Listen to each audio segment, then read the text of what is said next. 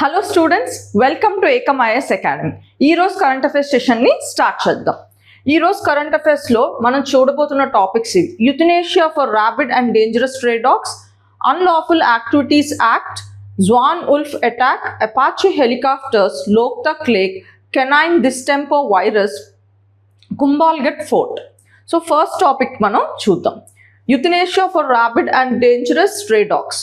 So ఇది ఎందుకు మనకి న్యూస్లో ఉందంటే, సుప్రీం కోర్ట్ రీసెంట్గా ఒక ఆర్డర్ని పాస్ చేసింది అన్నమాట. ఏంటో ఆర్డర్ అంటే, మనకి స్ట్రే డాగ్స్ అంటే వీధి కుక్కలు ఉంటాయి కదా, సో వాటికి ఆరోగ్యం బాగాలేకపోయి క్యూర్ కాని వ్యాధితో అవి బాధపడుతుంటే, అలాగే మనకి డేంజరస్ డాగ్స్ ఉంటాయి అంటే లైక్ మనకి అటాక్ చేస్తాయి కదా, అలాంటి డాగ్స్ ఉన్నా, లేకపోతే ర్యాబీస్ స్ప్రెడ్ చేసే డాగ్స్ ఉన్నా, అలాంటి వాటికి యుథనేషియా చేయొచ్చు అని చెప్పి ఈ ఆర్డర్ని పాస్ చేసింది అన్నమాట. ఈ ఆర్డర్ పాస్ చేయడానికి ముఖ్య ఉద్దేశం protection of human life and public safety. So ఈ పర్టికులర్ ఆర్డర్ పరంగా మనం ఎగ్జామ్ పర్స్పెక్టివ్లో మనం మిగతా డైమెన్షన్ని కవర్ చేద్దాం. సో ఈ ఆర్డర్ పాస్ చేస్తూ సుప్రీం కోర్ట్ కొన్ని కీ అబ్జర్వేషన్స్ కూడా చేసింది. ఏంటా key observations? The Supreme Court observe that the state has constitutional obligation to protect citizens from repeated stray dog attacks and rabies threats. So ఇక్కడ Supreme కోర్ట్కి human life versus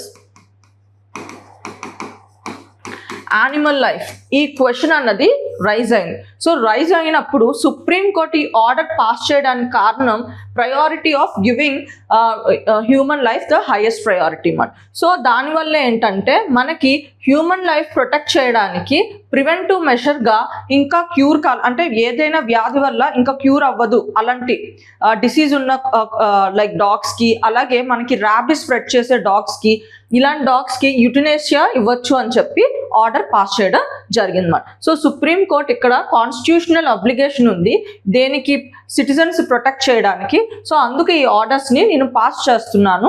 ముఖ్యంగా ఏ డాగ్స్ని target చేస్తున్నారో కూడా చెప్తున్నారు అనమాట. Repeated stray dog attacks and rabies threats ఉన్న dogs మాత్రమే యుథనేషియా apply అవుతుందని చెప్తున్నారు. The court upheld its earlier order and directing the removal of stray dogs from the schools, hospitals, markets and other high footfall public places. So ఇంతకు ముందు ఇచ్చిన ఆర్డర్ని అలాగే ఉంచుతూ, సో యుథనేషియా మాత్రం ఈ కేటగిరీ ఆఫ్ డాగ్స్కే చేయాలి అని చెప్పి మనకి సుప్రీంకోర్టు ఆర్డర్స్ ఇవ్వడం జరిగింది. సో సుప్రీంకోర్టు మున్సిపల్ బాడీస్కి ఏం చెప్తుందంటే, యుథనేషియా ద్వారా ఆ యానిమల్స్ని లైక్ పెయిన్లెస్గా చంపచ్చు అని చెప్తున్నారు. సో ఇక్కడ యుథనేషియా అంటే ఏంటి? యుథనేషియా అంటే మనకి పెయిన్లెస్గా మనం డెత్ని తెచ్చుకుంటే దాన్ని యుథనేషియా అంటారు. సో యుథనేషియా మనం ఎలాంటి కేసెస్లో మనం తీసుకుంటారంటే, యుథనేషియా జనరల్గా మనకి టర్మినలీ ఇల్ కేసెస్ అంటే వాళ్ళకి ఏదైనా దీర్ఘకాలంగా ఒక వ్యాధి ఉంది,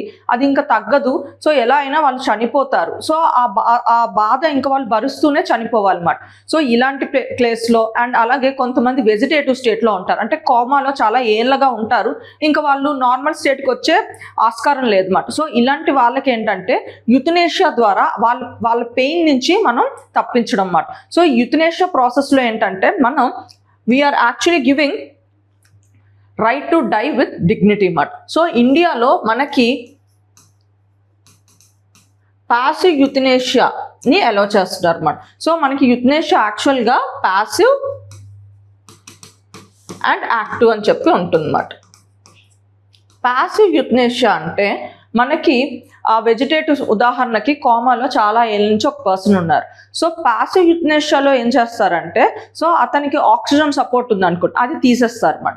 సో అదే యాక్టివ్ యుథనేషియాలో ఏం చేస్తారంటే, సో ఆ పర్సన్కి లీథల్ డోసెస్ అంటే ఏదైనా ఇంజెక్షన్, పాయిజనస్ ఇంజెక్షన్ ఇవ్వడమో, లేకపోతే ఓవర్ డోస్ అయిన మెడిసిన్స్ ఇవ్వడమో, ఇలా చేస్తే దాన్ని యాక్టివ్ యుథనేషియా అంటారు. సో ఇండియాలో మనకి ప్యాసివ్ యుథనేషియాని అలౌన్స్ ఉంది, అది కూడా right to die with dignity, అది కూడా ఆర్టికల్ 21లో మనకి ఈ ప్యాసివ్ యుథనేషియా అన్నది అలవెన్స్ ఉంది అన్నమాట.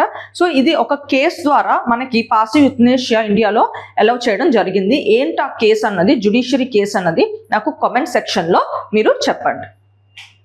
సో ర్యాబిస్ గురించి ఇప్పుడు తెలుసుకుందాం. So rabies is a deadly viral disease spread mainly through dog bite. So rabies అన్నది ఒక వైరల్ డిసీజ్, కానీ ఇక్కడ మనం స్ప్రెడ్ అవుతుంది ఏంటి, డాగ్ బైట్స్ తో స్ప్రెడ్ అవుతుంది. So common symptoms in humans ఏంటవి, fever, headache, weakness or tiredness and pain near the bite wound, fear of water, hydrophobia, ఇది చాలా ఇంపార్టెంట్ సిమ్టమ్ అన్నమాట. ఓకే, వాటర్కి భయపడుతూ ఉంటారు, డిఫికల్టీ స్వాలోయింగ్, పెరాలిసిస్ రావడం, excess saliva or foaming at the mouth, ఇలాంటివన్నీ symptoms ఉంటాయి. అలాగే రాబిస్ వల్ల ఇన్ఫెక్ట్ అయిన డాగ్ కూడా సిమ్టమ్స్ ఉంటాయి. అవేంటి, unusual aggression or biting, excessive barking, drooling or foaming at the mouth, difficulty eating or drinking, fearful or restless behaviour, paralysis especially for the legs, and finally చనిపోవడం జరుగుతుంది. So ఒక్కసారి ఈ వైరస్తో infect అయిన తర్వాత ఈ వైరస్ మనకి బ్రెయిన్కి చేరుకుందంటే క్యూర్ చేయడం చాలా కష్టం. ముఖ్యంగా బ్రెయిన్స్ చేరుకుంటే ఇంకా చనిపోవడమే లాస్ట్గా అయిపోతుంది అన్నమాట. So one symptoms appear, it almost always fatal in humans and animals. So rabies dogs are considered as a major public health risk. So అందుకే దీన్ని మేజర్ పబ్లిక్ హెల్త్ రిస్క్గా పరిగణించడం జరిగింది. అండ్ సుప్రీం కోర్ట్ దీన్ని దృష్టిలో పెట్టుకొనే సో ఇలాంటి dogs అంటే rabies వల్ల infect అయిన డాగ్స్ వల్ల మళ్ళీ హ్యూమన్స్ కూడా డిసీజ్ వస్తుంది. అండ్ తర్వాత ఈ ర్యాబిస్ ఒక్కసారి వచ్చి బ్రెయిన్కి ఇన్ఫెక్ట్ అయిందంటే సో మోస్ట్లీ చనిపోతారు. సో అందుకే ఇది మేజర్ పబ్లిక్ హెల్త్ రిస్క్గా పరిగణించి యుథినేషియాని ముఖ్యంగా ఇలాంటి లైక్ డేంజరస్ స్ట్రే డాగ్స్కి అండ్ ర్యాబిస్ ఇన్ఫెక్టెడ్ డాగ్స్కి రికమెండ్ చేసింది Supreme Court. So constitutional legal dimensions ఏంటి, సో మనకి ఆ ఆర్డర్ పాస్ చేయడానికి సుప్రీంకోర్టు తీసుకున్న లైక్ లీగల్ డైమెన్షన్స్ ఏంటి, article 21 and human security. So article 21లో మనకి పబ్లిక్ సేఫ్టీ అన్నది ఒక ఇంపార్టెంట్ డైమెన్షన్ ఉంది, and right to life and dignity కూడా ఇంపార్టెంట్ డైమెన్షన్ ఉంది. అందుకే హ్యూమన్ లైఫ్కి సుప్రీంకోర్టు హైయెస్ట్ ప్రయారిటీ ఇచ్చింది than animal life of an infected dog అన్నమాట. Okay, so prevention of cruelty to animals act 1960, ఈ యాక్ట్ కూడా the act protects animals from unnecessary cruelty while permitting human treatment in the exceptional cases. So అనవసరంగా వాటికి pain తీసుకురాకూడదు, కానీ exceptional కేసెస్లో మనకి ఈ particular act కూడా అలౌ చేస్తుంది. Animal birth control rules 2023. The rules emphasizes sterilization, vaccination and scientific management of stray dog population. So ఈ particular rule ప్రకారం కూడా మనకి సైంటిఫిక్గా ఇంకే ఆప్షన్ లేనప్పుడు మనం లైక్ సుప్రీంకోర్టు ప్రతిపాదించిన యుథ్నేషియాని చేయొచ్చు. Next, unlawful activities prevention act. So Delhi police has suggested a larger SC bench to review the Unlawful Activities Act bail crops. So ఈ పర్టికులర్ ఆర్టికల్ గురించి మనం తెలుసుకోవాలంటే కొంచెం బ్యాక్గ్రౌండ్ గురించి తెలుసుకోవాలన్నమాట. సో మనకి జనరల్గా ఇండియన్ జ్యుడిషియల్ సిస్టంలో ఏదైనా కేసులో ఉన్న అక్యూజ్డ్ని మనం గిల్టీగా కన్సిడర్ చేయం, not considered guilty until proven. So ఈ ప్రిన్సిపల్ ద్వారానే మనం బెయిల్ అన్నది ఈజీగా ఇస్తాం. సో దానివల్ల ఏంటంటే మనం లిబర్టీ అనే ప్రిన్సిపల్ని అప్హోల్డ్ చేస్తున్నాం అన్నమాట. సో ఇండియన్ జ్యుడిషియల్ సిస్టంలో ఏదైనా నేరం చేశారు అని చెప్పి ఒకరి మీద ఉంటే వాళ్ళని వెంటనే క్రిమినల్గా గిల్టీగా వాళ్ళు నిర్ధారించరు అన్నమాట. సో ఆ కేసు ప్రూవ్ చేసినంత వరకు, ఆ ట్రయల్ అయినంత వరకు, అది ప్రూవ్ అవ్వలేనంత వరకు వాళ్ళని అక్యూజ్డ్గా కన్సిడర్ చేయరు, ఇన్నోసెంట్గానే కన్సిడర్ చేస్తారు. అందుకే బెయిల్ అన్నది ఈజీగా ఇవ్వడానికి ట్రై చేస్తారు. ముఖ్యంగా లిబర్టీని అప్హోల్డ్ చేస్తారు, పర్సనల్ లిబర్టీని అప్హోల్డ్ చేయడం జరుగుతుంది మనకి ఆర్టికల్ 21 ప్రకారం. కానీ ఈ ఉపా కేసెస్లో మనకేంటిది, టెర్రరిస్ట్ యాక్టివిటీస్ చేసే వాళ్ళ మీద పెట్టే కేసెస్. సో ఇందులో ఏంటంటే బెయిల్ కండిషన్స్ చాలా స్ట్రాంగ్గా ఉంటాయి సో ఇక్కడ ఏంటంటే జనరల్గా మనకి బెయిల్ అన్నది మనం ఇచ్చిన ఆ పర్టికులర్ కేస్ ఇనీషియల్ డాక్యుమెంట్స్ కోర్టుకి సబ్మిట్ చేస్తాం కదా. సో ఆ డాక్యుమెంట్స్లో మనకి ఇనీషియల్ ఎవిడెన్స్ ప్రకారం ఇప్పుడు ఆ అక్యూజ్డే ఆ పర్టికులర్ క్రైమ్ చేశారు అని చెప్పి కోర్టుకి అనిపిస్తే, ఆ బెయిల్ ఇచ్చే ముందు అనిపించినా సో బెయిల్ ఇవ్వకుండా ఉంటారన్నమాట. అందుకే ఇక్కడ మనకి ఉపా కేసెస్లో మనకి బెయిల్ కండిషన్స్ అన్నవి చాలా స్ట్రింజెంట్గా ఉంటాయి, బెయిల్ రావడం కష్టం అన్నమాట. సో కానీ రీసెంట్గా సుప్రీంకోర్టు ఒక తీర్పు ఇచ్చింది ముఖ్యంగా బెయిల్కి సంబంధించి. సో ఆ ఆర్డర్లో ఏమని చెప్పారంటే, ఆ తీర్పులో bail is the rule and jail is an exception even in the prosecutions under UAPA. అంటే ఏంటంటే ఇందాక మీకు చెప్పిన ప్రకారం మనకి నార్మల్ కేసెస్లో బెయిల్ అన్నది ఈజీగా ఇవ్వచ్చు, కానీ మనకి బెయిల్ అనేది ఉపా కేసెస్లో స్ట్రాంగ్గా ఉంటుంది, స్ట్రిక్ట్గా ఉంటుందని చెప్పాను కదా. కానీ సుప్రీంకోర్టు రీసెంట్గా ఇచ్చిన జడ్జ్మెంట్లో ఈవెన్ మనకి బెయిల్ అన్నది ఈవెన్ ఉపా కేసెస్లో కూడా ఇవ్వాలి అని చెప్తూ ఒక పర్టికులర్ స్టేట్మెంట్ని సుప్రీంకోర్టు చెప్పింది. That is bail is the rule and jail is the exception అని చెప్పి. సో మనకి section 43D(5) of the UPA imposes stringent restrictions on bail. A court has to conclude whether the allegation against the accused appears to be prima facie true while deciding bail. అంటే prima fascia అంటే initial evidences మనకి produce చేస్తాం కదా కోర్టులో. So ఆ initial evidences, so ఇతను ఈ crime చేయొచ్చు అనే డౌట్ మనకు వస్తున్నా మనం బెయిల్ ఇవ్వకుండా ఉండొచ్చు అన్నమాట. సో బెయిల్ కండిషన్స్ అన్నవి ఇక్కడ చాలా చాలా స్ట్రింజెంట్గా ఉంటాయి. అందుకే ఉపా కేసెస్లో బెయిల్ రావడం కష్టం ఉండి ట్రయల్స్ అన్నవి లేటుగా అయ్యి చాలామంది జైల్లో ఉండడం జరుగుతుంది అన్నమాట. సో దాన్ని పరిగణించే సుప్రీంకోర్టు ముందు ఇలాంటి ఆర్డర్ని పాస్ చేయడం జరిగింది. Bail is the rule and jail is an exception. అది ఈవెన్ ఉపాకి సంబంధించిన case, that is UAPA cases కూడా. Okay, so unlawful activities prevention act. So ఇది మనం ఎగ్జామ్ పర్స్పెక్టివ్లో దాని ప్రావిజన్స్ గురించి తెలుసుకుందాం. It is India's primary anti terrorism law. So టెర్రరిజంని టార్గెట్ చేస్తూ వచ్చిన చట్టమే ఈ అన్లాఫుల్ యాక్టివిటీస్ ప్రివెన్షన్ యాక్ట్ అన్నమాట.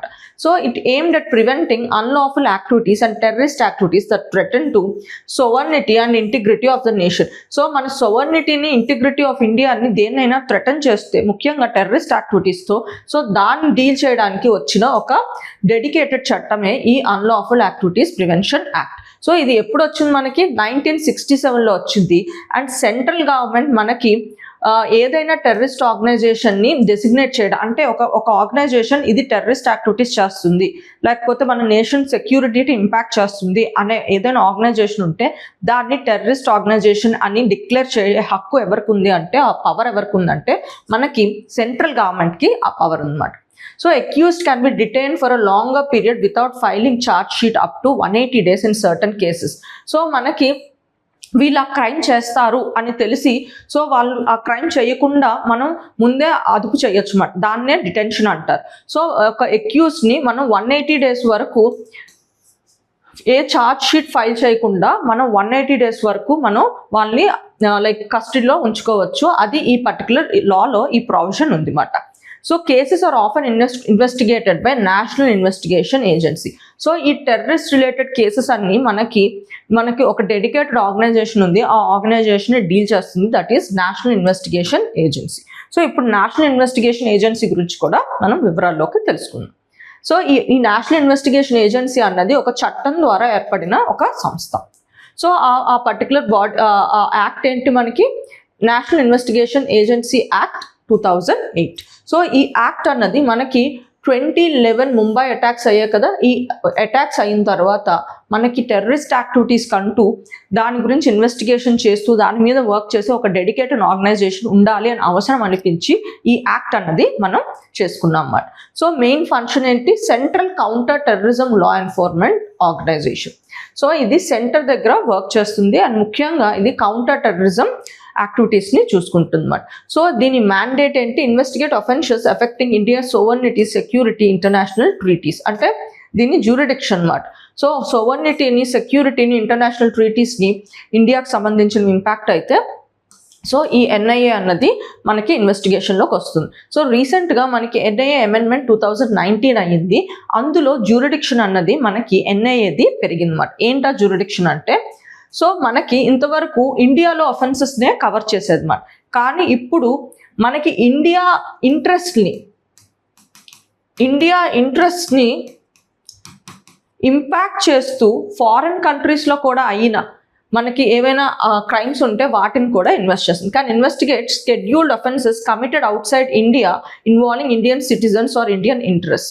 సో మన ఇండియాకి సంబంధించి లైక్ సోవర్నిటీ, సెక్యూరిటీ ఇలాంటివి ఏవైనా ఇంపాక్ట్ చేస్తూ బయట కంట్రీస్లో అయ్యే క్రైమ్స్ని కూడా మన ఎన్ఐఏ ఇప్పుడు ఇన్వెస్టిగేట్ చేయొచ్చు. సో స్కెడ్యూల్డ్ అఫెన్సెస్ అంటే ఏంటంటే, సో ఈ యాక్ట్లోనే మనకి కొన్ని ఎలాంటి చర్యలు, ఎలాంటి పనులు చేస్తే, ఇది ఎలాంటి క్రైమ్స్ చేస్తే ఇది లైక్ ఇన్వెస్టిగేట్ చేస్తుందో ఆ క్రైమ్స్ అన్ని లిస్ట్ చేసి ఉంటారు అన్నమాట. ఆ లిస్ట్నే మనం స్కెడ్యూల్డ్ అఫెన్సెస్ అంటున్నాం. సో యాక్ట్లోనే మనకి ఏ క్రైమ్స్ చేస్తే ఎన్ఐఏ ఇన్వెస్టిగేట్ చేయొచ్చు అని, అంటే టెర్రరిజం యాక్టివిటీ అని చెప్పి ఇలా టెర్రరిజం, అలాగే మనకి డ్రగ్ ట్రాఫికింగ్ ఇలాంటి యాక్టివిటీస్ చేస్తే మనకి ఇది ఇన్వెస్టిగేట్ చేయొచ్చు అని చెప్పి ఉంటుంది మన. ఈ లిస్ట్ అంతా మనకి యాక్ట్లోని స్పెసిఫై చేస్తారు, వాటిని స్కెడ్యూల్ అఫెన్స్ అంటారు. సో మనకి ఈ స్కెడ్యూల్ అఫెన్సెస్ కూడా ఈ పర్టికులర్ అమెండ్మెంట్ ద్వారా పెరిగాయి అన్నమాట. ఎక్స్ప్లోజివ్ సబ్స్టెన్సెస్ని, హ్యూమన్ ట్రాఫికింగ్ని, సైబర్ టెర్రరిజం కూడా ఇప్పుడు ఈ లిస్ట్లోకి యాడ్ అయ్యాయి అన్నమాట. సో ఇది మన updated information about NIA. So దీని హెడ్ క్వార్టర్స్ ఎక్కడుంది? ఢిల్లీలో ఉంది. అండ్ మనకి ఎన్ఐఏ స్పెషల్ కోర్ట్స్ 51 ఉన్నాయి. అండ్ డెడికేటెడ్ ఎన్ఐ కోర్ట్స్ ఎన్ని ఉన్నాయి? మనకి 2 ఉన్నాయి, ఒకటి రాంచీ, ఇంకొకటి Jammu. Next, Persian Gulf straight authority. So ఇది న్యూస్లో ఎందుకుందంటే, మనకి ఇరాన్ మనకి పర్షియన్ గల్ఫ్ని మానిటర్ చేయడానికి, రెగ్యులేట్ చేయడానికి ఒక న్యూ బాడీని ఎస్టాబ్లిష్ చేసింది. అదే Persian Gulf straight authority. So Persian Gulf అంటే మీకు తెలుసు కదా ఎక్కడుందో, మనకి పర్షియన్ స్ట్రైట్ ఆఫ్ హార్మోస్. ఇప్పుడు స్ట్రైట్ ఆఫ్ హార్మోస్ అన్నది మనకి వార్తల్లో ఉంది. ఎందుకు? ముఖ్యంగా మనకి ఇరాన్ అండ్ యుఎస్ఏ మధ్య జరుగుతున్న యుద్ధంలో ఇరాన్ ఏం చేసింది, మనకి లైక్ యుఎస్ మీద ప్రెషర్ పెంచడానికి, ఇంటర్నేషనల్ ప్రెషర్ పెంచడానికి ఈ స్ట్రైట్ ఆఫ్ హార్మోస్ని బ్లాక్ చేయడం జరిగింది. ఈ స్ట్రైట్ ఆఫ్ హార్మోస్ అన్నది ఒక వాటర్ బాడీ మాట, ఒక టైనీ వాటర్ ఛానల్. సో ఈ వాటర్ ఛానల్ దేన్ని కనెక్ట్ చేస్తుంది? మనకి Persian gulf and gulf of ఒమెన్ని కనెక్ట్ చేస్తుంది అన్నమాట. సో స్ట్రైట్ అంటే a water channel that connects 2 water bodies అన్నమాట. సో ఇక్కడ మనకి స్ట్రైట్ ఆఫ్ హార్మోస్ అన్నది పర్షియన్ గల్ఫ్ని అండ్ మనకి గల్ఫ్ ఆఫ్ ఒమెన్ని కనెక్ట్ చేస్తుంది. సో ఇప్పుడు మనకి ఇరాన్ తీసుకున్న న్యూ చర్య ఏంటి? మనకి పర్షియన్ గల్ఫ్ స్ట్రైట్ అథారిటీ అని ఒక ఆర్గనైజేషన్ని స్టార్ట్ చేసింది అన్నమాట. ముఖ్యంగా దాని ఇంట్రెస్ట్ ఏంటి, దాని ఎయిమ్ ఏంటి? To oversee and manage operations in the strategically significant strait of Hormuz. So strait of Hormuz యాక్టివిటీని డెడికేటెడ్గా చూడడానికి ఫామ్ చేసిన ఒక ఆర్గనైజేషన్ అన్నమాట. The move marks the formal creation of the dedicated authority responsible for monitoring the strait. Next, under the new system, vessels will be required to follow directives issued by the authority and secure transit permit before entering the Strait of Hormuz. So, ఈ particular authority mandate ఇంకొకటి ఏంటి? So ఆ అథారిటీయే మనకి ఆ straight of hormone నుంచి ఏ particular ship వెళ్ళాలన్నా ఇక పైన సో ఆ అథారిటీ నుంచి, ఇప్పుడు మనకు ఫామ్ చేసిన అథారిటీ నుంచి ముందుగానే పర్మిషన్ తీసుకొని మూవ్ అవ్వాల్సిన అవసరం ఉందని చెప్తున్నారు.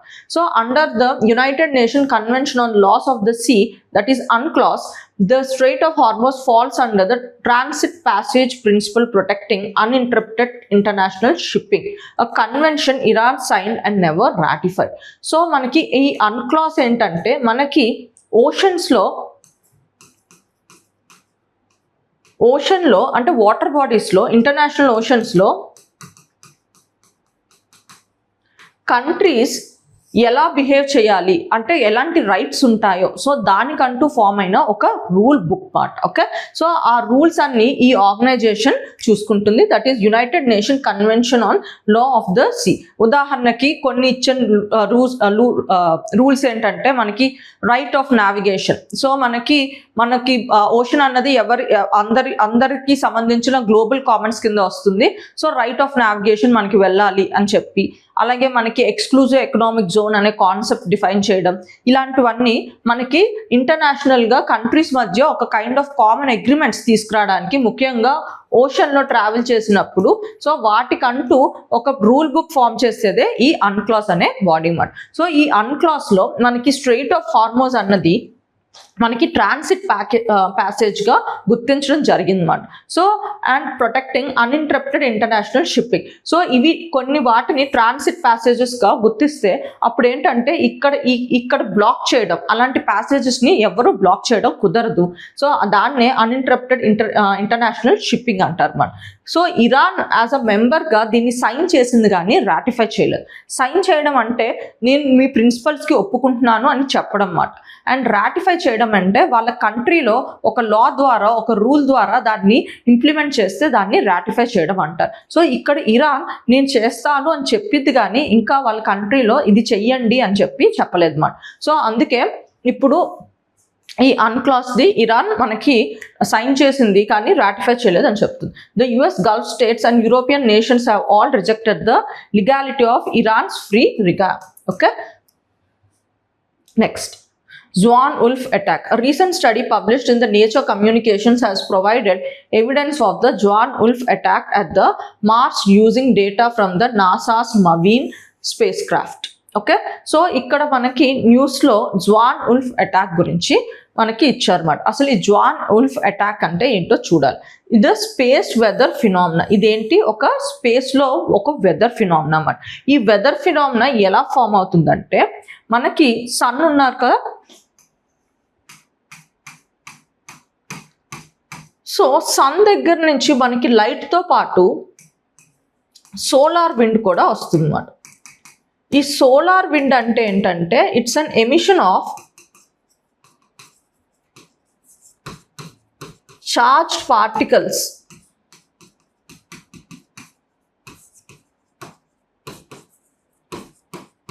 From the sun. దీన్నే సోలార్ విండ్ అంటారు. మనకి ఈ చార్జ్ పార్టికల్స్ సన్ నుంచి మనకి లైట్తో పాటు ఎమిషన్ అవుతూ ఉంటుంది. సో ఈ సోలార్ విండ్ అన్నది మనకి సన్ దగ్గర నుంచి ప్లానెట్స్కి లైట్ వెళ్తున్నప్పుడు ఈ సోలార్ విండ్ కూడా వెళ్తూ ఉంటుందన్నమాట. సో మనకి సన్ దగ్గర నుంచి వస్తున్న సోలార్ విండ్ ప్లానెట్స్కి, ఉదాహరణకి ఎర్త్ ఉందనుకోండి, ఎర్త్కి మ్యాగ్నెటిక్ ఫీల్డ్ ఉంటుంది కదా, ఈ సోలార్ విండ్ మనకి మ్యాగ్నెటిక్ ఫీల్డ్తోని ఇంటరాక్ట్ అయ్యి స్క్వీజ్ అవుతుందన్నమాట. సో స్క్వీజ్ అయ్యి కంప్రెస్ అవుతుంది. ఈ పర్టికులర్ ఫినామినానే వీళ్ళు ఏమంటున్నారు ఇక్కడ, Zwan Wolf effect. Zwan Wolf effect is a space weather phenomena where electrically charged particles, దాన్నే plasma అంటారు, are compressed and squeezed along the magnetic lines when a planet's magnetic boundary interacted with the solar wind. So ఇక్కడ మనం ఈ Zwan Wolf effect ఎప్పుడవుతుందంటే మనకి ఈ solar wind, sun దగ్గర నుంచి వస్తున్న సోలార్ విండ్ కాస్త మనకి ఏదైనా ప్లానెట్ మ్యాగ్నెటిక్ ఫీల్డ్తో ఇంటరాక్ట్ అయ్యి ఆ సోలార్ విండ్లో ఉన్న ప్లాస్మా కంప్రెస్ అయినప్పుడు ఆ కంప్రెస్ అవుతున్న ఫినామినానే మనం జ్వాన్ ఉల్ఫ్ ఎఫెక్ట్గా చెప్తున్నారు అన్నమాట. ఈ జ్వాన్ ఉల్ఫ్ ఎఫెక్ట్ వల్ల ప్రయోజనం ఏంటో కూడా చూద్దాం. సో మనకి ఈ పర్టికులర్ ఎఫెక్ట్ అన్నది ఎవరు ఫస్ట్ డిస్కవర్ చేశారంటే 1976లో ఇద్దరు scientist, that is BJ Zwan and RA Wolf. So వీళ్ళిద్దరూ డిస్కవర్ చేయడం జరిగింది, అందుకే దాని పేరు జ్వాన్ ఉల్ఫ్ అటాక్ అన్నమాట. So the phenomena creates a plasma depletion layer near the planetary boundary helping deflect solar wind flows. So ఈ phenomena వల్ల advantage ఏంటంటే, సో ఇక్కడ ప్లాస్మా అన్నది కంప్రెస్ అయిపోయి అక్కడ అలా ఉండిపోవడం వల్ల ఏంటంటే ఈ సోలార్ విండ్ అన్నది ఈ ప్లానెట్కి రీచ్ అవ్వదు. ఉదాహరణకి ఎర్త్ అనుకోండి, ఎర్త్కి రీచ్ అవ్వదు. సో ఇక్కడ ఈ సోలార్ విండ్ రీచ్ అయితే ప్రాబ్లం ఏంటి, ఇప్పుడు ఇక్కడ ఈ ప్లానెట్ ఎర్త్ అనుకున్నప్పుడు సోలార్ విండ్ ఇంపాక్ట్ ఏంటంటే మనకి జీపీఎస్ సిస్టమ్ని, మన శాటిలైట్స్ని, మన పవర్ గ్రిడ్స్ని ఇంపాక్ట్ చేస్తుంది అన్నమాట. ఎందుకంటే సోలార్ విండ్లో చార్జ్డ్ పార్టికల్స్ ఉన్నాయి, సో అవి వీటితో రియాక్ట్ అయ్యి మనకి మొత్తం మన సిస్టమ్ని ఇంపాక్ట్ చేస్తుంది. సో ఇక్కడ ఈ జ్వాన్ ఉల్ఫ్ అటాక్ వల్ల ఏంటంటే ఈ సోలార్ విండ్ అన్నది అక్కడే ఒక లేయర్గా ఫామ్ అయిపోయి అక్కడ ఆగిపోవడం జరుగుతుంది. దానివల్ల సోలార్ విండ్ అన్నది మనకి ప్లానెట్ మీదకి రీచ్ అవ్వకుండా ఉంటుంది. సో ఈ ఫినామినానే మనం, ఇది ఒక స్పేస్ వెదర్ ఫినామినా, దాన్నే జ్వాన్ ఉల్ఫ్ ఎఫెక్ట్ అంటారు. ఈ ఎఫెక్ట్ ఏమని చెప్తుంది, మనకి వస్తున్న సోలార్ విండ్, సన్ దగ్గర నుంచి వస్తున్న సోలార్ విండ్ ప్లానెట్ మ్యాగ్నెటిక్ ఫీల్డ్తో రియాక్ట్ అయ్యి అందులో ఉన్న ప్లాస్మా అన్నది మనకి కంప్రెస్ అయిపోతే దాన్నే జువాన్ ఉల్ఫ్ ఎఫెక్ట్ అంటారు. అండ్ ఈ జువాన్ ఉల్ఫ్ ఎఫెక్ట్ వల్ల ఏంటంటే మనకి ఒక లేయర్గా ఫామ్ అవుతుంది అనమాట. ఫామ్ అయ్యి సోలార్ విండ్ అన్నది మనకి ఆ ప్లానెట్ మీద చేరుకోకుండా ఉంటుంది. Next Apache helicopters. సో ఇది న్యూస్లో ఎందుకుందంటే మనం ఈ అపాచీ హెలికాప్టర్స్ అన్నవి యునైటెడ్ స్టేట్స్ దగ్గర నుంచి కొనుక్కుంటున్నాం. సో దాని గురించి డీల్ అన్నది మనకి సెట్ అయ్యిందని చెప్పి న్యూస్లో ఉందన్నమాట. సో ఎస్టిమేటెడ్ కాస్ట్ ఎంత దానికి $198 million మాట. సో మనం ఇది ఎగ్జామ్ పర్స్పెక్టివ్లో అపాచీ హెలికాప్టర్స్ గురించి వాటి ఫీచర్స్ గురించి తెలుసుకోవాలన్నమాట. సో అపాచీ హెలికాప్టర్స్ ఏంటి? Apache helicopters are among the world's most advanced multi role attack helicopters మాట. సో ఇవి ఒక మల్టీ రోల్ అటాక్ చేసే helicopters developed by Boeing. So ఇది బోయింగ్ అనే కంపెనీ ఇవి డెవలప్ చేసింది. సో ఇందులో మనకి ఫీచర్స్ ఏంటి? Fire power, agility and modern avionics. So ఈ టెక్నాలజీ అన్నవి ఈ హెలికాప్టర్స్లో ఉన్నాయని చెప్తున్నారు. సో ఇట్ ఎక్విప్డ్ విత్, మనకి ఇది అటాక్ హెలికాప్టర్ అన్నాను కదా. సో అటాక్ చేయడానికి ఏ ఫెసిలిటీస్ ఉన్నాయో ఆర్ ఏ టెక్నాలజీ ఉందో మనం తెలుసుకోవాలి. హెల్ ఫైర్ మిషన్ ఉంది, మిసైల్స్ ఉన్నాయి, 70 mm rockets and 30 mm chain guns enabling to engage ground targets, armored vehicles and even low flying aircraft మాట. అండ్ అంతేకాదు ఈ హెలికాప్టర్తో మనం ఆల్ వెదర్ కండిషన్స్తో మనం ఈ హెలికాప్టర్ని యూజ్ చేస్తూ అటాక్ చేయొచ్చు మాట. ఎందుకంటే మనకి హై ఆల్టిట్యూడ్లోని ఇది పనిచేస్తుంది, లో విజిబిలిటీ కండిషన్స్లో కూడా మనకి ఈ హెలికాప్టర్ అన్నది మనకి అటాక్ చేయడానికి సపోర్ట్ చేస్తుంది మాట. Besides India other users include Egypt, Israel, Japan, Saudi Arabia, UK and many more. Okay, so మనకి యుఎస్ మనకొక్కరికే కాదు హెలికాప్టర్ని మనకి సెల్ చేస్తున్నారు. అలాగే Egypt, Israel, Japan, Saudi Arabia, UK కూడా వీళ్ళు రెగ్యులర్ కస్టమర్స్ మాట అపాచీ హెలికాప్టర్స్కి. Next international Booker prize. So మనకి న్యూస్లో ఎందుకుందంటే రీసెంట్గా మనకి Taiwan traveller by Yang Shuangzi translated by Lin King won the 2026 international Booker prizes. So international Booker praise awards అన్నవి రీసెంట్గా అనౌన్స్ అయ్యాయి. అందులో మనకి లింకింగ్ అనే పర్సన్ ఈ ఇయర్ అవార్డ్ని తీసుకోవడం జరిగింది. అది అవార్డు ఎందుకు తీసుకుంటున్నారంటే ఆమె తైవాన్ ట్రావెలర్ బై యాంగ్ షాంగ్జీ ఈమె రాసిన బుక్ని ఆమె ఇంగ్లీష్లోకి ట్రాన్స్లేట్ చేసింది. దానివల్ల ఈమెకి బుకర్ ప్రైజ్ అవార్డ్ వచ్చిందన్నమాట. సో మనం ఇక్కడ ఎగ్జామ్ పర్స్పెక్టివ్లో ఇంటర్నేషనల్ బుకర్ ప్రైజ్ గురించి తెలుసుకోవాలి. సో ఈ అవార్డ్ అన్నది మనకి ప్రతి ఇయర్ ఇస్తారు. అండ్ ఇది 2005లో ఎస్టాబ్లిష్ అయింది. దీని ఫుల్ పేరు ఏంటంటే మ్యాన్ బుకర్ ఇంటర్నేషనల్ ప్రైజ్ మాట. ఓకే, సో ఇది ముఖ్యంగా ఏ కేటగిరీలో ఇస్తారంటే long form fiction or collection of short stories. అంటే నావెల్, ఫిక్షనల్ నావెల్స్కి అలాగే మనకి కలెక్షన్ ఆఫ్ షార్ట్ స్టోరీస్ ఈ రెండు కేటగిరీలో మనకి ఇస్తారు. అండ్ అంతేకాదు ముఖ్యంగా ఈ పర్టికులర్ బుక్స్ అన్నవి మనకి వేరే లాంగ్వేజెస్ నుంచి ఇంగ్లీష్లోకి ట్రాన్స్లేట్ అవ్వాలి. So translated work into English మాట, వేరే లాంగ్వేజెస్ నుంచి ట్రాన్స్లేట్ అవ్వాలన్నమాట. ఇక్కడ మనకి తైవాన్ బుక్ కదా, సో ఇంగ్లీష్లోకి ట్రాన్స్లేట్ చేశారన్నమాట. సో ఇంగ్లీష్లోకి ట్రాన్స్లేట్ అవ్వాలి. అండ్ అలాగే ఆ బుక్ అన్నది ఎక్కడ మనకి యూకే ఆర్ ఐర్లాండ్లో పబ్లిష్ అవ్వాలన్నమాట. ఈ రెండు కండిషన్స్ మీట్ అయినప్పుడు సో ఈ బుకర్ ప్రైజ్ అన్నది ఇవ్వడం జరుగుతుంది. So it recognises the work of translators with the, మనకి ఎంత ప్రైజ్ ఉంటుంది ఇక్కడ మనకి British pound of 50,000 prize money ఉంటుందన్నమాట. అండ్ ఈ మనీ అన్నది మనకి ఆథర్స్ అండ్ ట్రాన్స్లేటర్స్కి ఇద్దరికి ఈక్వల్గా డివైడ్ అవుతుంది. ఈ పర్టికులర్ ప్రైజ్ ముఖ్యంగా మనకి ఈ బుకర్ ప్రైజ్ అవార్డు ఎందుకు ఇస్తున్నారంటే ముఖ్య ఉద్దేశం ఏంటంటే మనకి ట్రాన్స్లేటెడ్ వర్క్.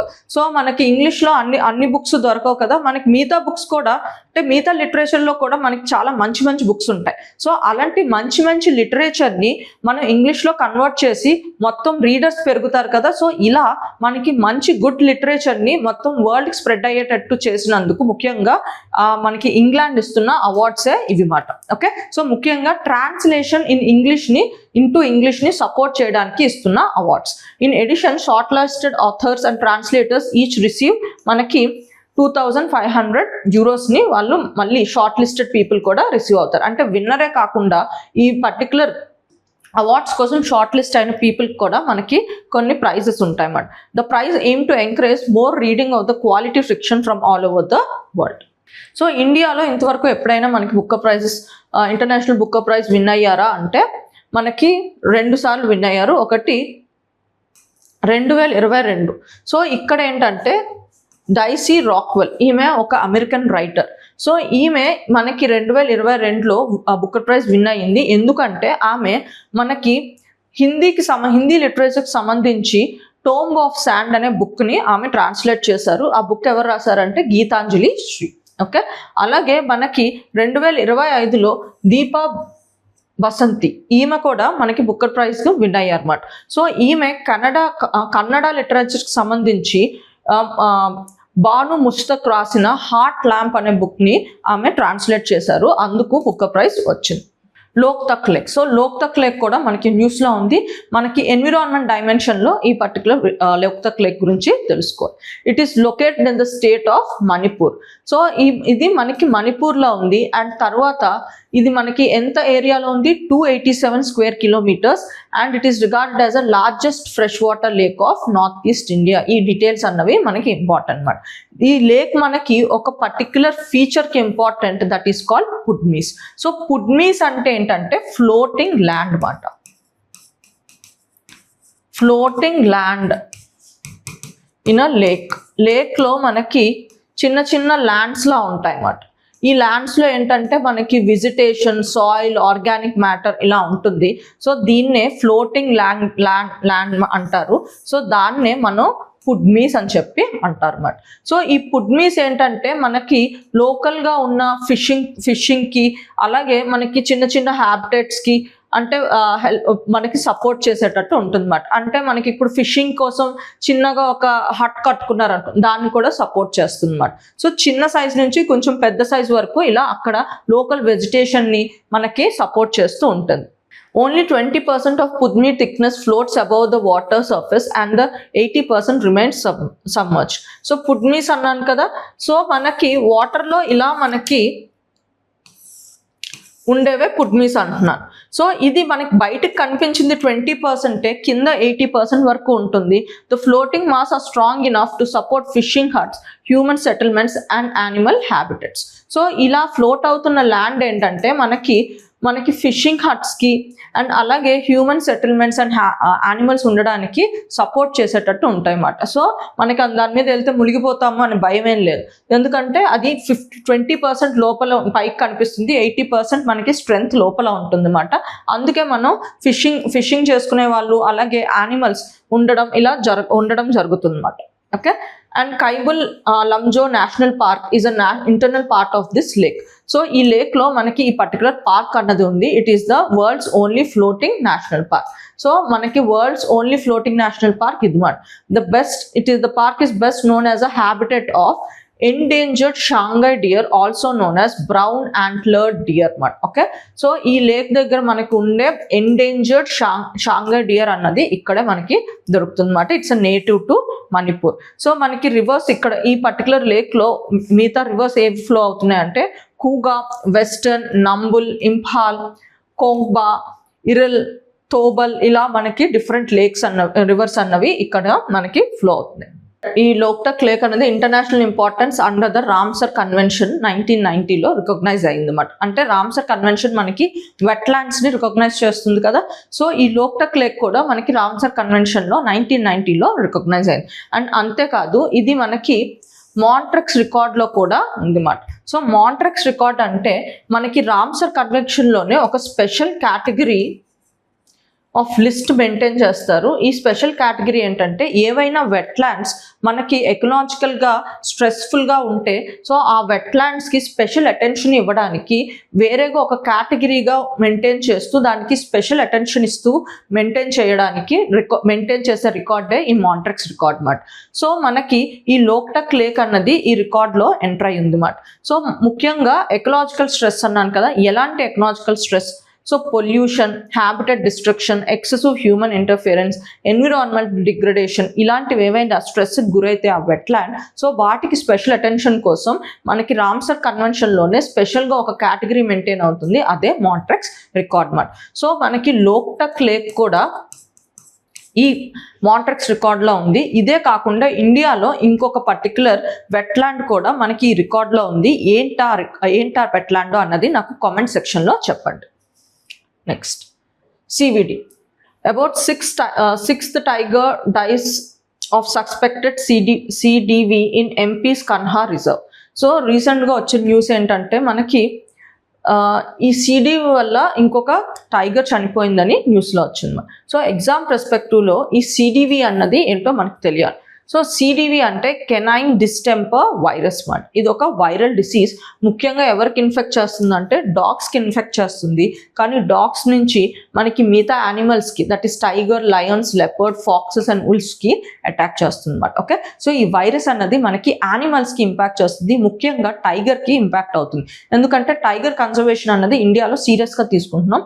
సో టైగర్ అన్నది మనకి ఈ CDV వైరస్ వల్ల చనిపోతుంది అన్నమాట. సో ఈ అటాక్, ఈ పర్టికులర్ డిసీజ్ వస్తే మనకి ఏం ఇంపాక్ట్ అవుతాయంటే respiratory system, nervous system and immune system, and ఫైనల్గా చనిపోవడం జరుగుతుంది. సో సిమ్టమ్స్ ఇన్ టైగర్స్ ఏంటంటే weakness, fever, difficulty walking, loss of coordination, breathing problems, ఇవన్నీ సిమ్టమ్స్ అన్నమాట. సో ఈ CDV అన్నది మనకి టైగర్ కన్జర్వేషన్కి చాలా పెద్ద కన్సర్న్. ఎందుకంటే it can spread from domestic dogs near forest, infect wild lifes may die and it threatens endangered tiger population. Okay, so మనం Kanha tiger reserve గురించి తెలుసుకున్నాం. ఇది మనకి మధ్యప్రదేశ్లో ఉంది and one of the major tiger reserves మాట. And it's part of the project tiger network. Project tiger అన్నది మనకి డెడికేటెడ్గా టైగర్ పాపులేషన్ కోసం ఇంక్రీజ్ చేయడానికి కన్జర్వేటివ్ మెషర్స్ని చేస్తున్న పర్టికులర్ ప్రాజెక్ట్ మాట. It's one of the most successful project మాట. సో ఫౌనా అన్నది మన స్టేట్ యానిమల్. సో ఇక్కడ మనకి కన్హా టైగర్ రిజర్వ్లో మనకి ఎలాంటి లైక్ వెజిటేషన్ అండ్ యానిమల్స్ ఉంటాయో చూద్దాం. ఫస్ట్ మనం ఫౌనా చూద్దాం. The state animal of Madhya Pradesh, that is hard ground barasingha. So barasingha అన్నది స్టేట్ యానిమల్ ఆఫ్ మధ్యప్రదేశ్ మాట. సో అది ఇక్కడే మనకి ఈ కన్హా టైగర్ రిజర్వ్లోనే దొరుకుతుంది మాట. మిగతా స్పీషీస్ ఏంటంటే టైగర్, లెపర్డ్, ఢోల్, బీర్, ఇలా గౌర్ అండ్ ఇండియన్ పైథాన్, ఇవి ఇక్కడ ఉండడం జరుగుతుంది. నెక్స్ట్ ఫ్లోరా, మిగతా వెజిటేషన్ ఎలా ఉంటుంది? It's best known for evergreen సాల్ ఫారెస్ట్ మాట. And it is the first tiger reserve in India to officially introduce a mascot, that is Barasinga. So mascot ante manaki oka identity symbol మాట, దేన్నైనా promote చేయడానికి. So అంటే like మనకి animal కన్జర్వేషన్లో మనం ఒక identity సింబల్గా use చేస్తూ పీపుల్కి అవేర్నెస్ పెంచడం అండ్ మనకి ఆ యానిమల్ని కన్జర్వ్ చేయడానికి హెల్ప్ చేస్తుంది. సో ఇది మనకి first tiger reserve to have a mascot. So ఈ మాస్కాట్ అన్నది మనకి బారసింగ్ అన్నమాట అక్కడ. So other tiger reserves in Madhya Pradesh are Sanjay Dubri, Panna, Satpura, Bandhavgarh and Pench. Kumbhalgarh fort. So Kumbhalgarh fort కూడా మనకి న్యూస్లో ఉందన్నమాట. Kumbhalgarh fort in Rajasthan. ఇది ఎక్కడుంది? రాజస్థాన్లో ఉంది. ఎందుకు న్యూస్లో ఉందంటే మనకి యునెస్కో మనకి ఒక సర్వే చేసింది. అందులో ఏంటంటే ఈ కుంభాల్గర్ ఫోర్ట్ కున్న గోడలు ఉంటాయి కదా, సో వాటిని great wall of India, so and అది కూడా సెకండ్ లాంగెస్ట్ సర్వైవింగ్ వాల్గా గుర్తించిందన్నమాట. సో మనకి ఈ కుంభాల్గర్ ఫోర్ట్ కున్న గోడల్ని ఏమన్నది సెకండ్ లాంగెస్ట్ సర్వైవింగ్ వాల్గా మనకి ఈ పర్టికులర్ సర్వేలో యునెస్కో గుర్తించింది. అందుకే మనకి కుంభాల్గర్ ఫోర్ట్ అన్నది వార్తల్లో ఉందన్నమాట. సో మనకి కల్చర్ డైమెన్షన్లో దీని ఫీచర్స్ గురించి, దీని ఆర్కిటెక్చర్ డీటెయిల్స్ గురించి అండ్ హిస్టారికల్ రెలివెన్స్ గురించి మనం తెలుసుకోవాలన్నమాట. సో కుంభాల్గర్ ఫోర్ట్ ఇది ఎక్కడుంది? రాజస్థాన్లో ఉందన్నమాట. And it's strategically located in the western Aravalli hills. So considered as the second most significant citadel in the Mewar region after Chittorgarh. So మనకి citadel అంటే fort. So మనకి మేవర్ రీజన్లో ఇది సెకండ్ మోస్ట్ పోర్ట్ మాట. The majestic fort was constructed in 15th century. ఇది 15th centuryలో కట్టారు by Rana Kumbh. So అందుకే దాని పేరు కుంభాల్గర్ ఫోర్ట్. సో అండ్ ఇది మొత్తం ఈ ఫోర్ట్ అనేది ఎంత టాల్ ఉంటుంది, 3600 feet టాల్ అనమాట. అండ్ ముఖ్యంగా ఎంత ప్లేస్ ఆక్యుపై చేస్తుంది, 36 kilometers-ని ఆక్యుపై చేస్తుంది. It's wall or second only to the great wall of China. Great wall of China మనకి చాలా ఫేమస్ కదా. సో దాని తర్వాత మనకి ఈ పర్టికులర్ కుంభాల్గఢ్ ఫోర్ట్ వాల్సే నెక్స్ట్ వస్తున్నాయి అన్నమాట. అందుకే దాన్ని గ్రేట్ వాల్ ఆఫ్ ఇండియా అని కూడా పిలుస్తారు అన్నమాట. The fort contains 7 fortified gateways and 360 ancient temples, both Hindu and Jain. So ఆ ఫోర్ట్లో మనకి ఫోర్ట్ ఎంటర్ అవ్వడానికి 7 fortified గేట్స్ ఉన్నాయి. అలాగే మనకి టెంపుల్స్ కూడా ఉన్నాయి, ముఖ్యంగా ఏ రిలీజన్కి సంబంధించి హిందూ అండ్ జైనిజం. అండ్ అలాగే పోర్ట్లో మనకి ఒక ఫేమస్ లేక్ ఉంది, దట్ ఈస్ లఖోలా ట్యాంక్ మట్.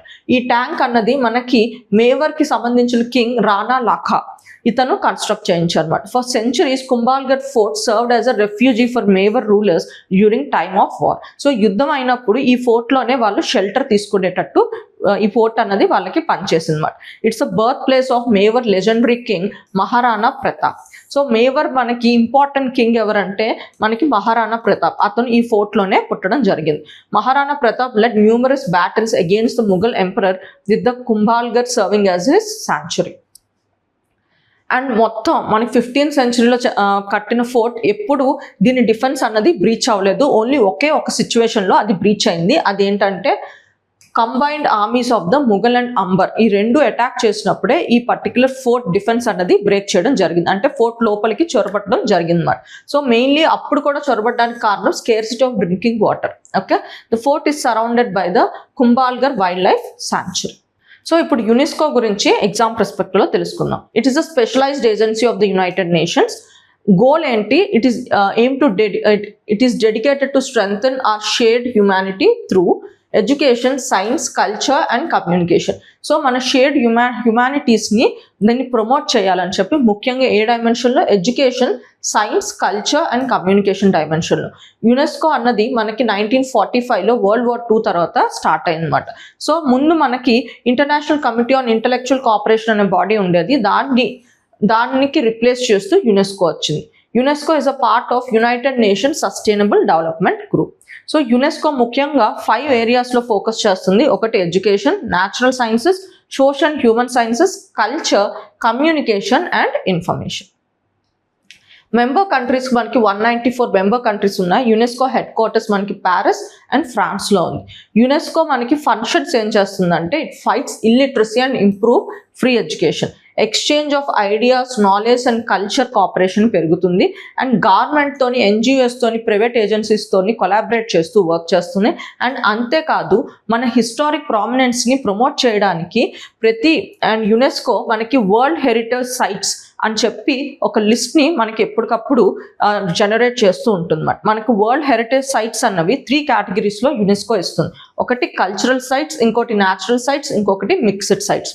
కల్చరల్ సైట్స్ అంటే places important for history, architecture, art or human culture. So మన కల్చర్ని ప్రమోట్ చేస్తూ మనం కట్టుకున్నవి ఏమైనా ఉన్నాయనుకోండి, సో వాటి కోసం కల్చర్ రిలేటెడ్గా ఉండే సైట్స్ని కల్చరల్ సైట్స్గా అది డిక్లేర్ చేస్తుంది అన్నమాట. ఉదాహరణకి తాజ్ మహల్, రెడ్ ఫోర్ట్ ఇలా. ఓకే, నెక్స్ట్ న్యాచురల్ సైట్స్ ఏంటంటే మనం మనుషులు కట్టింది కాకుండా నేచర్ ద్వారా ఫామ్ అయ్యే సైట్స్ ఉంటాయి కదా, వాటిని న్యాచురల్ సైట్స్గా గుర్తిస్తుంది. Important for nature, wild life or natural beauty. Western Ghats, Kaziranga national park. కొన్ని మిక్స్డ్ సైట్స్ ఉంటాయి, అంటే దానికి కల్చరల్ ప్రామినెన్స్ ఉంటుంది, నేచర్ ప్రామినెన్స్ కూడా ఉంటుంది. దాన్నే మిక్స్డ్ సైట్స్ అంటారు. ఇండియాలో ఒక సైట్ ఉంది, అది కాంచన్జంగా నేషనల్ పార్క్ అన్నమాట. సో ఇండియాలో మనకి ఇలా యునెస్కో ఇచ్చిన వరల్డ్ హెరిటేజ్ సైట్స్ లిస్ట్ ఉంటుంది కదా, ఇండియాలో ఎన్ని ఉన్నాయో నాకు కామెంట్ సెక్షన్లో చెప్పండి. అండ్ ఈ యునెస్కో అన్నది ఎలా గవర్న్ అవుతుంది, ఇన్స్టిట్యూషనల్ మెకానిజం ఏంటి? It is governed by general conference and executive body. And day operations చేయడానికి సెక్రటేరియట్ ఉంటారు. ఈ సెక్రటేరియట్ని ఎవరు లీడ్ చేస్తారు? డైరెక్టర్ జనరల్ లీడ్ చేయడం జరుగుతుంది. Thank you.